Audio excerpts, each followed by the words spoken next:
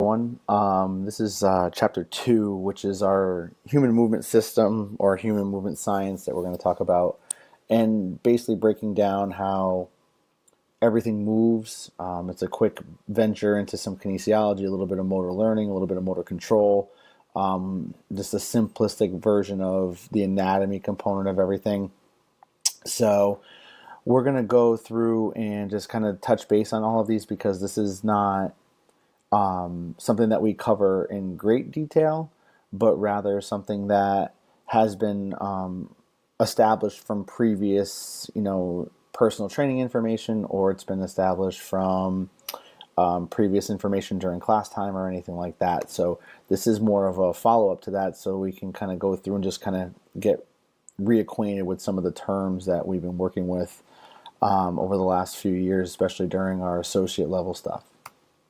So in the first term, first bit of terms here, the functional anatomy piece, you have your 4 terms of your agonists, antagonists, synergists, and your stabilizers. And all 4 of those are, specific roles that, your muscles play within your system. So looking at your agonists, we know that term refers to the prime movers. If you're trying to do a squat, we know the prime agonist or the prime mover is your quads, with also an agonist being also your glutes. All right. In terms of that same squatting motion, the antagonist or the opposing muscle group is the hamstrings. Obviously, on the other side of the body, they are meant to be there to not really assist, but to be non-functioning. And that's when we have synchronized movement, is that we don't want the hamstrings to fire when the quadriceps and the glutes should. So that's just an example of that. All right. Synergists are those that assist your agonists. So, in terms of, again, that squatting motion, what are the muscle groups that are working there? Your hip flexors, something as simple as your sartorius would be a synergist to that. All right. And then lastly, your stabilizers, which are those that, they assist and support the joints while your prime movers and your synergists are making that movement happen. Okay, so a stabilizer would be the adductors, during a squatting motion. Okay, just to make sure that, legs are staying in proper organizational form. Okay, so that's your 4 roles there. As we move through, you'll notice that, with everything that we're going to, talk about, we're going to really hit on our leg muscles. We're going to get into the hips, the abs, your back and chest, your arms and your neck, so your upper and your lower functioning here. So when we look at your assessments in the following chapters later on, or when we even get into things like activation and inhibition, all right, all of those things will talk about these regions here, your legs. So we're talking about the lower leg and the upper leg. Your hip, that's your lumbopelvic hip area. So that's anything from low back to quadriceps, it could be hip flexors, your hip extensors, your ab and adductors, all right? Your abdominal muscles, that could be anything centralized, so it could be your obliques or your abdominals, right? The back and chest, so we're talking about major muscle groups of, the upper back, so now we're talking about like the lats and the traps and the rhomboids, things like that, whereas your chest, you're more concerned about really, that could be anything from pec, major, minor, in that form, because we're talking about gross musculature here. And then arms, your arms, tris and bis, and then your neck, it's sternocleidomastoid, levators, okay, any of those areas. And if you want more, I can definitely give you guys some more information there in terms of, the whole anatomy that you'll discuss throughout this whole book. All right, and we have some PDFs for that we can hand out. So with motor behavior, what are we talking about here? So what we're talking about when we talk about motor behavior, this is basically taking the big picture of how we move, all right, and how it's a combination of your motor control, your motor learning, and your motor development. And motor behavior can change over time because we can learn and develop new skills, right, while controlling our system in a synchronized fashion. All right, so let's get down into the motor control component here. So with motor control, we're talking about, if we're talking about pushing and pulling movements, we're talking about sensory information. All right, so sensory information, the external environment and even the internal environment, you're sensing specific information, all right, and things that you're able to feel, things that are being sensed from the outside environment. It could be anything as simple as, temperature, all right? Whereas then you work into that proprioception part of everything, and that's where we talk about neuromuscular efficiency. Proprioception is you're being able to sense how the body is in relationship to things like stretch, things like tension, stretch and tension at the same time, all right? And at that point there, what we do is we end up with what we call sensory motor integration, where we take what we've felt and compensate our movements to that specific area, right, or to those muscles that need to work. And then at that point there, we end up with muscle synergies, where now you have muscles that are acting accordingly, in the right way. They're firing at the right time, the right rate, the right amount of muscle fibers, so that you're not fatiguing the body while also keeping some in reserve, but you're also getting muscles, different muscles to be able to fire and create this movement that is more coordinated and less jerky, all right? So if you're looking at, for example, the pushing movement on the right-hand side of this, you're looking at the bench press. Well, with muscle synergies, it's, how are really the main focus is how the triceps are working in alignment with the pecs to be able to propel that. Well, if you don't have proper wrists, are you dealing with your hands in the correct manner? That can prevent you from using the triceps in a full-on manner. So these are things that you worry about. Are you using your feet to help? So if you're using your feet, are your gastrocnemius and your soleus propelling your butt, the whole kinetic chain all the way through. So there's a lot of things that come into play when we talk about synergies, okay?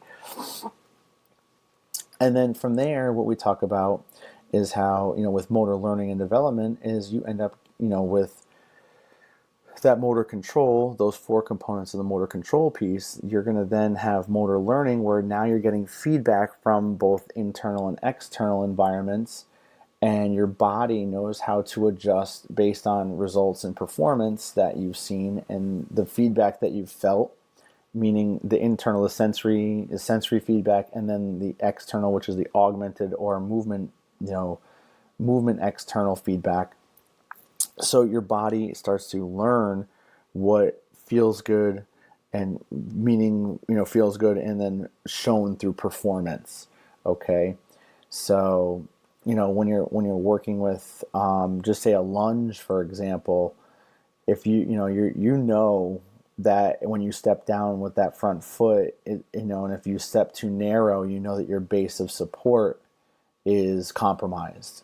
All right. So if you think about it from the motor control piece, all right, we're sensing, we're propriocepting, then we're integrating our muscles to then, create a movement of all of those muscles that are involved. So with a lunge, what you're going to see is, just say you have someone who's coming back from an injury and, they're working with you, and that, they step down with that front foot and they are really wobbly. Well, the body senses that, and it's going to then try to, change and give feedback to the brain, to the spinal cord, to then create better nerve signaling.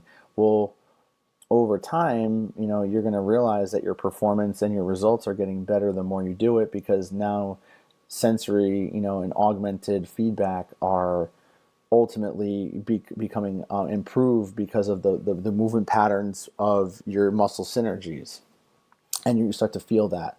Well, it's the same thing over the lifespan. As a kid, you might have a really hard time lunging.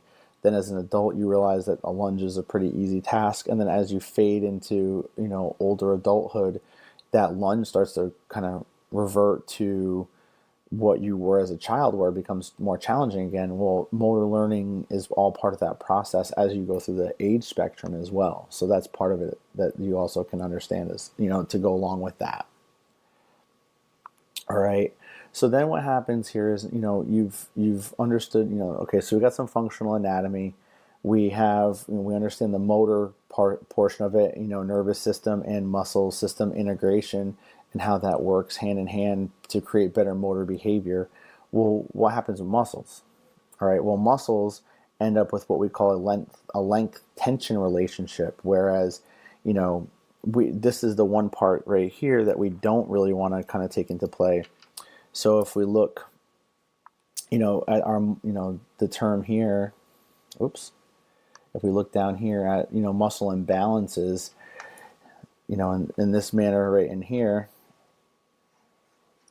all right, muscle imbalances, what we're talking about is, what's overactive, what's underactive. So if you have something that's that's overactive for our piece here, this part, and it's shortened, what that means is that those muscles are tight, okay?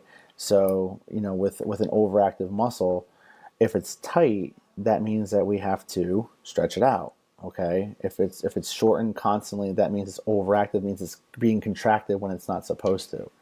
Underactive, on the other hand, is lengthened, all right? And if it's lengthened, what we're saying there is that if it's underactive, we are basically taking a muscle that is not being used. It's underactive, it's weak, and we want to make it so that it is, that it's stronger.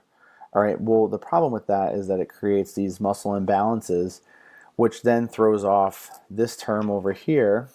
If we look, the force couple, all right, force coupling relationship, that there is one of those things where you're basically using a multitude of different muscles to create a force that's coupled that will create a proper movement pattern. Well, if you look, I know it's hard to see, down in that, down over here, in this region over here, if you follow the cursor over here, your serratus, and then your lower and your mid traps, they're trying to make it so that you have upward rotation of the scapula. And so by doing that, what happens is if the serratus anterior pulls, the lower trap pulls, and the mid trap stabilizes, what you're going to see is what we would call so the arm is going to go in an upward manner, like so, up that way, and that way what we called is,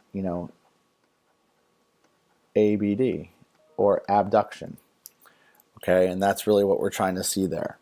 All right, but without the use of, these three motions, if you see here, this is where you have your, your arrow pointing that way, your arrow going down, pulling here, stabilizing here, and then pulling in this upward direction over here, then the arm can move in that way. All right, and that's what we would talk about in terms of a force coupling, is those muscles are firing correctly to stabilize or to pull, which allows, for that motion to occur.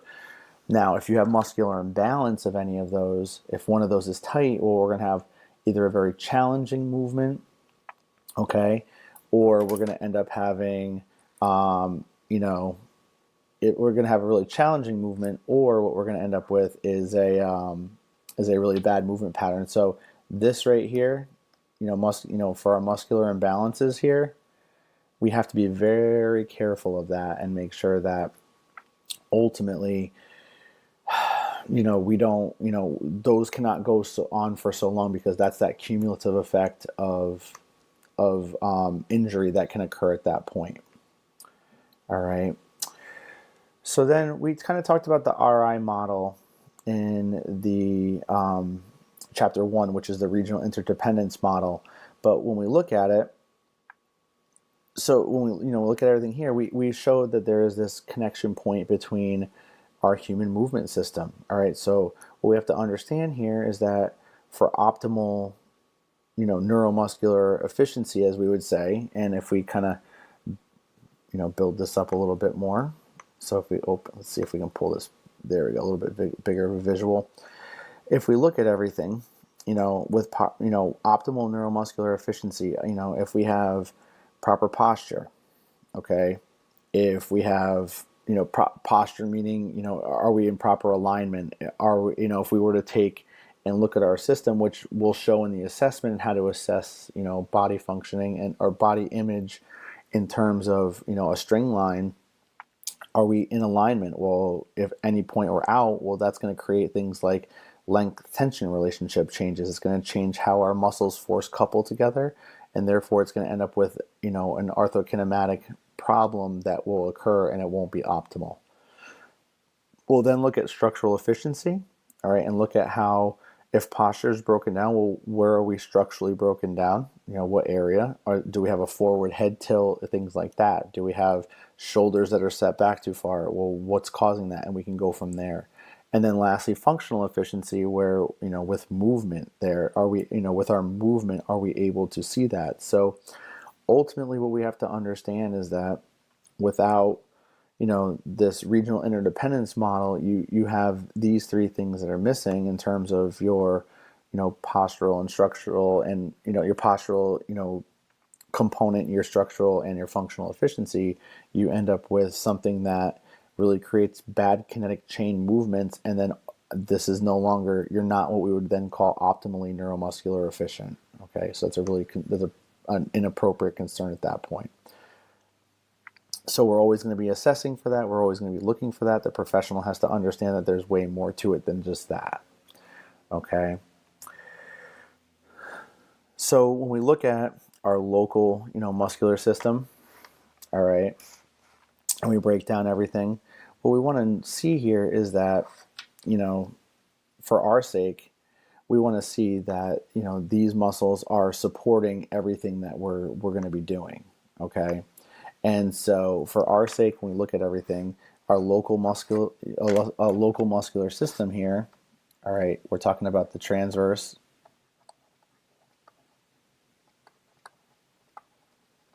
okay, abdominis. We're talking about the multifidus.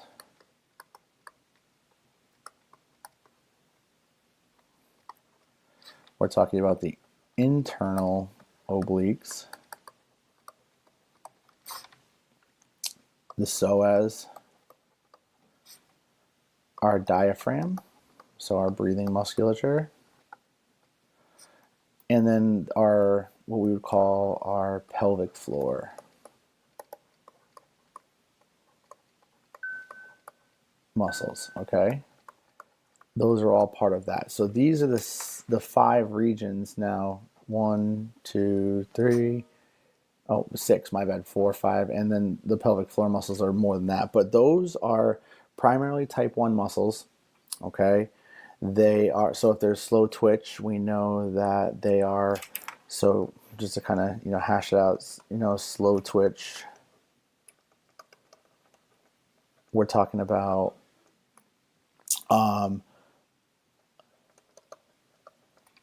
high fatigue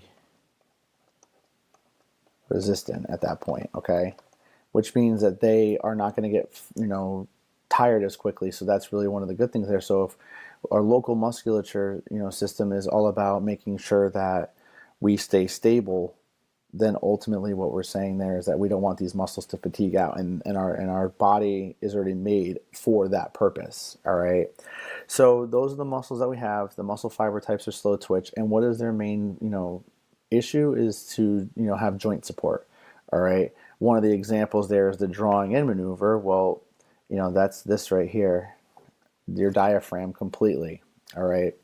So with your diaphragm, and everything that we have with it, we want to make sure that we take in that breath, in terms of that drawing in maneuver. We don't want to breathe through the belly at that point. We want to be able to drag that diaphragm down and make it sure that when we draw in, it makes the, the transversus abdominis, the internal obliques, the rectus abdominis as well. And it wants to pull that there and hold it and lock it so that your system can stay upright. So you want to do something like that, drawing in, for example, when you're doing like a squat or a deadlift, where you want to have the spine to be stabilized at that point. And that's really what we're looking for. So, local muscular system, definitely more internal, more closely linked to the spine, all right, and the pelvis, all right. and it's going to help us to maintain that proper line of function. Global, on the other hand, and make sure, for your testing, make sure that you understand all of these components here. But when we look at the global part of everything, we're looking at more, we look at fiber types here. So we'll say type 2. Okay, so they're more fast twitch.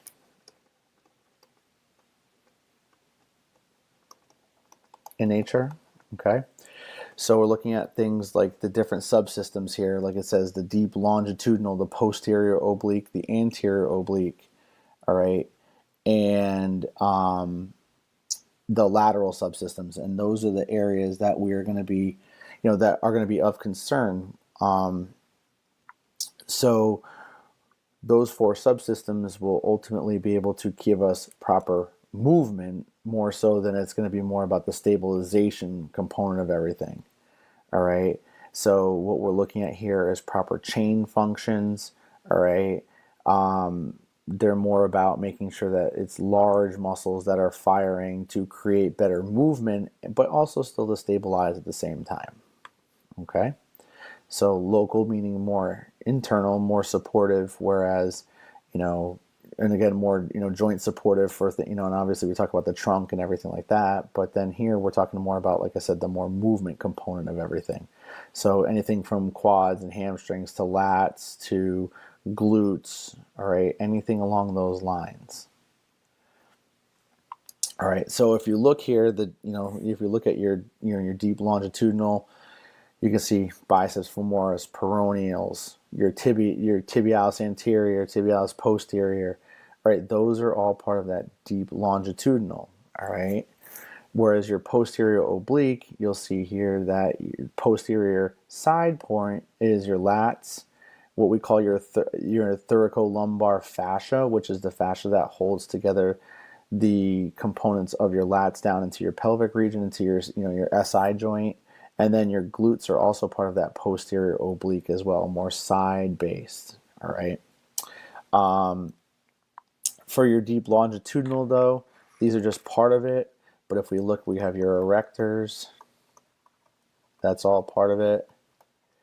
All right, we talked about your there's your thoracolumbar fascia again, your sacrotuberous ligaments, so within your sacrum.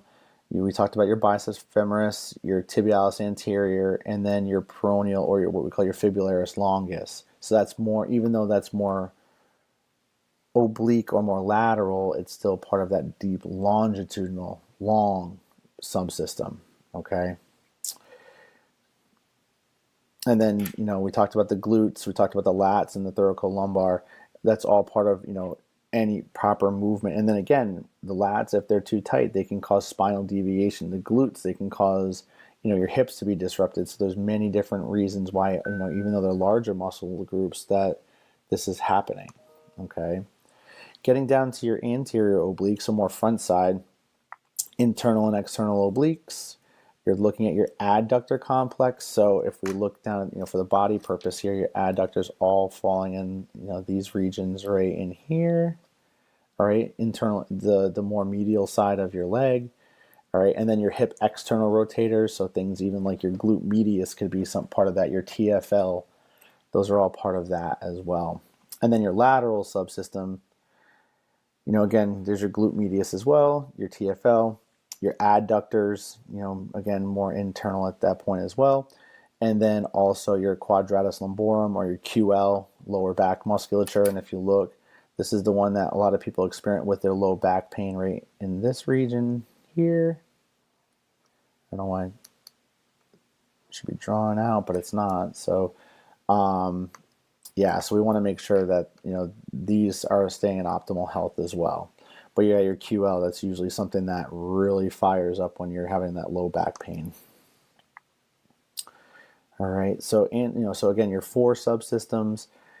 Going back, you have your deep longitudinal, posterior oblique, and then you got your anterior oblique, and then your lateral subsystems here. Okay. So now, again, what happens, in terms of movement impairment? Well, we have to understand that, it has to start somewhere. Okay. So what we end up with is what we call your cumulative movement cycle. So this is number 1, number 2, number 3, number 4, come on over to number 5, and then lastly, number 6. This is your cycle.